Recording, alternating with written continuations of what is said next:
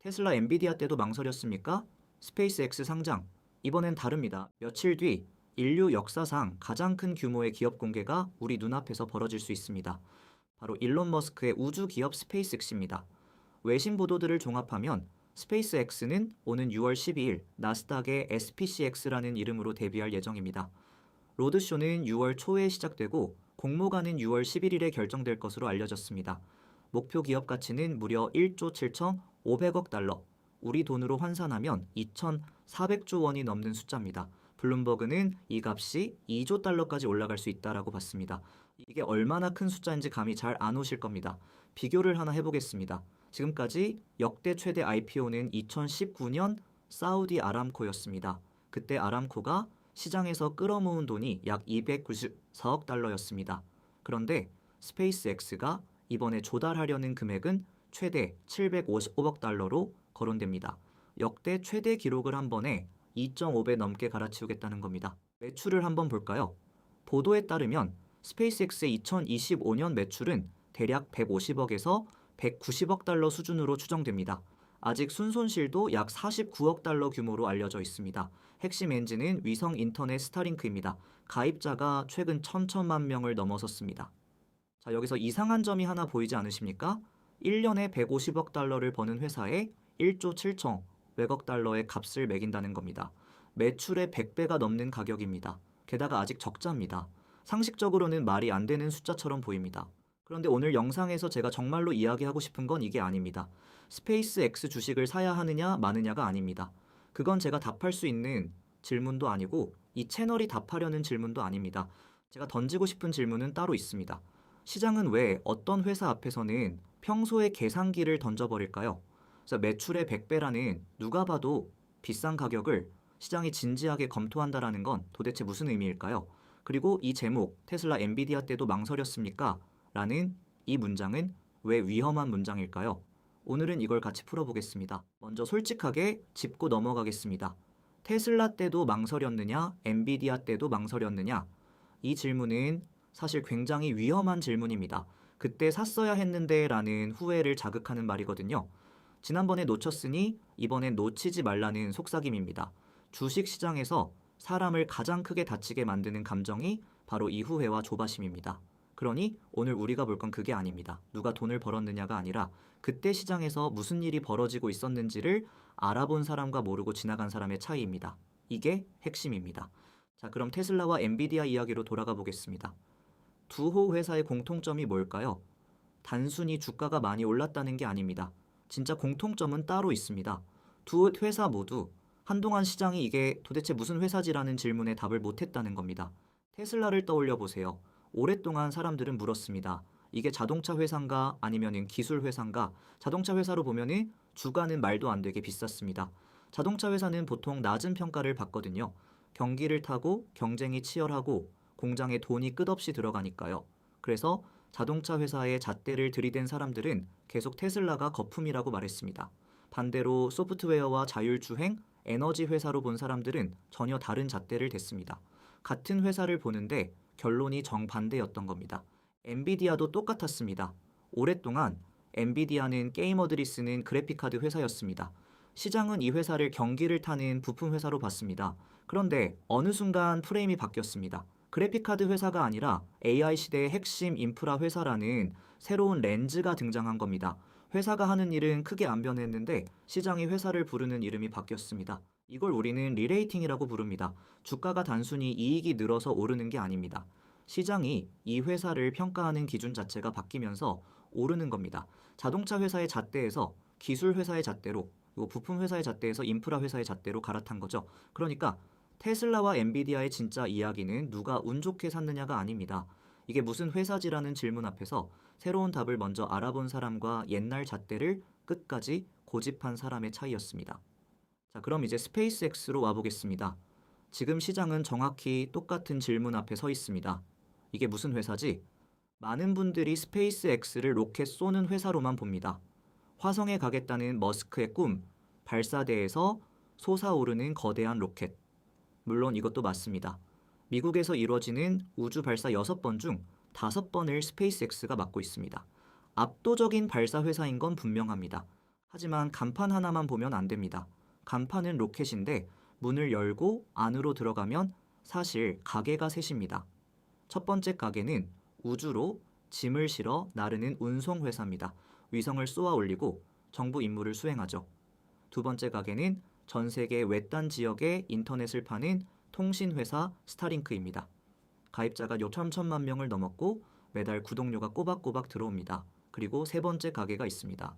머스크는 최근 자신의 AI 회사 XAI를 스페이스X에 합쳤습니다. 챗봇 그록, 그리고 옛 트위터인 소셜 네트워크 X까지 한 지붕 아래로 들어왔습니다. 그러니까 지금 우리가 스페이스X라고 부르는 이 회사는 운송 회사이면서 통신 회사이면서 AI 회사입니다. 시장이 이게 무슨 회사지라고 묻는 이유가 바로 여기에 있습니다. 어떤 잣대를 대느냐에 따라 값이 완전히 달라지거든요. 테슬라와 엔비디아 때 봤던 그 풍경이 다시 펼쳐지고 있는 겁니다. 그런데 여기서 여러분이 충분히 이런 생각을 하실 겁니다. 그래도 매출의 100배는 너무한 거 아닌가? 아무리 좋은 회사라도 이건 그냥 거품 아닌가? 충분히 할 수 있는 생각입니다. 그래서 저도 처음 숫자를 봤을 때 그랬습니다. 하지만 여기서 한 단계 더 들어가 봐야 합니다. 왜 이런 황당한 값이 매겨질 수 있는지 비유로 설명해 보겠습니다. 여러분이 어떤 동네에 집을 한 채 사려고 합니다. 그런데 그 동네에서는 지금까지 단 한 번도 집이 거래된 적이 없습니다. 비교할 대상이 아예 없는 겁니다. 옆집이 얼마에 팔렸는지를 알아야 우리 집값을 매기는데 옆집 자체가 없습니다. 이럴 때 가격은 어떻게 정해질까요? 그 동네가 앞으로 얼마나 좋아질 거라는 기대, 오직 그 기대 하나로 정해집니다. 스페이스X가 딱 이 경우입니다. 비교할 회사가 사실상 없습니다. 우주 운송과 위성통신과 AI를 한 몸에 가진 회사는 지금껏 상장된 적이 없습니다. 그래서 가격이 지금 매출이 아니라 앞으로의 기대로만 만들어집니다. 매출의 100배라는 건 지금 장사가 아니라 앞으로 100년치 장사를 미리 사는 셈이라는 뜻입니다. 이게 정당화되려면은 단 하나의 조건이 필요합니다. 폭발적인 성장. 그게 안 나오면은 이 숫자는 그냥 거품이 맞습니다. 그렇다면 시장은 왜 그 폭발적인 성장을 믿을까요? 핵심은 로켓이 아닙니다. 사실은 스타링크입니다. 로켓 발사는 화려한 간판입니다. 사람들의 눈길을 끌죠. 하지만 진짜 현금이 들어오는 곳은 따로 있습니다. 유명한 오마카세 식당을 떠올려 보세요. 손님을 불러 모으는 건 비싼 코스 요리지만 실제로 매일 꾸준히 돈을 버는 건 쉴 새 없이 나가는 배달일 때가 많습니다.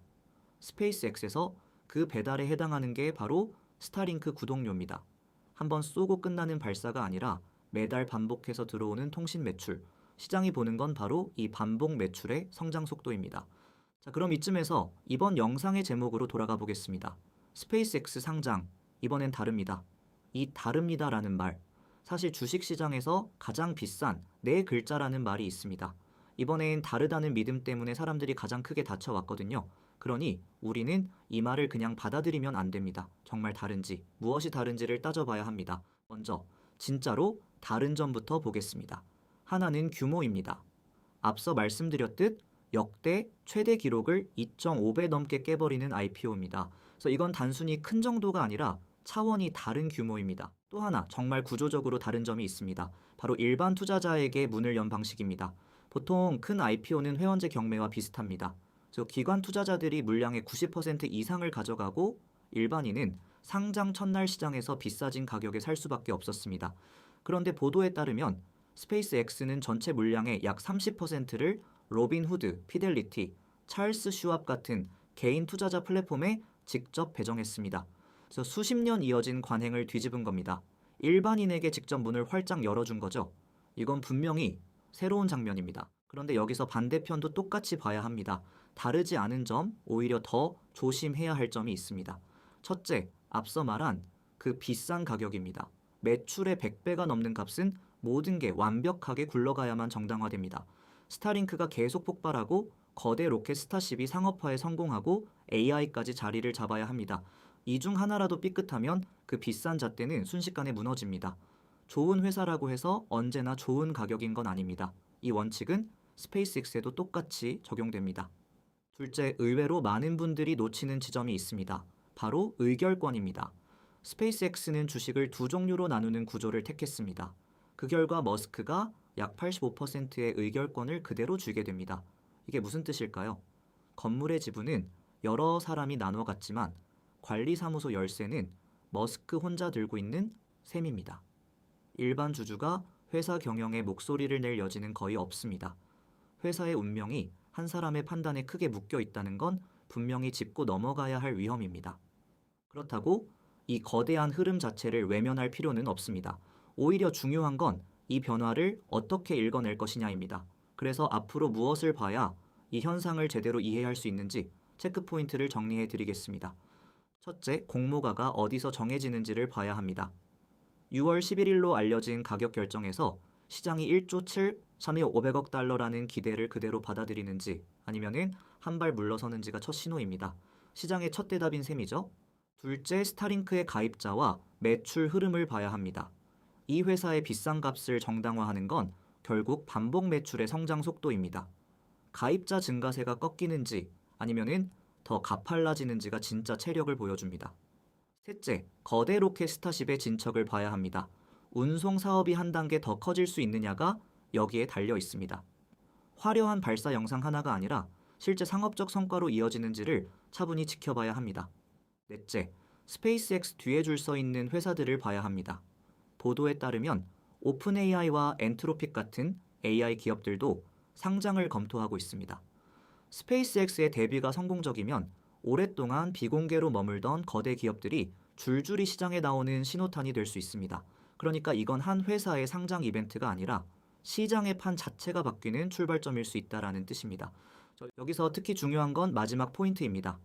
만약 비공개로 숨어 있던 초대형 회사들이 차례로 공개 시장으로 들어온다면 우리가 시장을 보는 기준 자체가 달라집니다. 그래서 예전에는 가장 빠르게 크는 회사들이 일반인 손에 닿지 않는 곳에 있었습니다. 그런데 그 회사들이 시장 한가운데로 걸어 나오기 시작하는 겁니다. 이 변화를 알고 보는 사람과 모르고 보는 사람의 차이는 생각보다 큽니다. 자, 정리해 보겠습니다. 오늘 우리가 본 건 스페이스X가 오르느냐 내리느냐가 아닙니다. 그건 아무도 모릅니다. 우리가 본 건 시장이 다시 한번 이게 무슨 회사지라는 질문 앞에 섰다는 사실입니다. 테슬라 때도 엔비디아 때도 시장은 이 질문 앞에서 한참을 헤맸습니다. 그리고 새로운 답을 먼저 알아본 사람과 옛날 잣대를 고집한 사람의 길이 갈렸습니다. 스페이스X는 로켓 회사이면서 통신 회사이면서 AI 회사입니다. 비교할 대상이 없어서 가격이 기대만으로 매겨지는 동네에 처음 거래되는 그 집 같은 존재입니다. 그래서 매출의 100배라는 숫자가 진지하게 논의됩니다. 누군가에겐 이게 거품으로 보일 거고 누군가에겐 새로운 시대의 첫 잣대로 보일 겁니다. 이번엔 다릅니다 라는 말, 규모와 일반인 접근 방식에서는 분명히 다른 점이 있습니다. 하지만 비싼 가격이 완벽한 실행을 요구한다는 점, 한 사람에게 권한이 쏠려 있다라는 점에서는 하나도 다르지 않습니다. 결국 핵심은 하나입니다. 이번엔 다르다는 말을 그냥 믿는 게 아니라 무엇이 다르고 무엇이 그대로인지를 스스로 구분해서 보는 겁니다. 그 눈을 가진 사람에게는 이번 상장이 단순한 뉴스가 아니라 시장의 판이 바뀌는 순간을 읽는 공부가 될 겁니다. 이런 시장의 큰 흐름과 그 안에 숨은 구조 변화는 경제학동 멤버십에서 더 구체적으로 정리해 드리고 있습니다. 혼자 판단하기 어렵거나 앞으로 어떤 변화를 같이 지켜봐야 할지 고민되시는 분들은 고정 댓글을 확인해 보세요. 오늘 우리가 함께 나눈 이야기가 역사상 가장 큰 상장이라는 이 거대한 사건을 휩쓸리지 않고 바라보는데 작은 등대가 되었기를 바랍니다.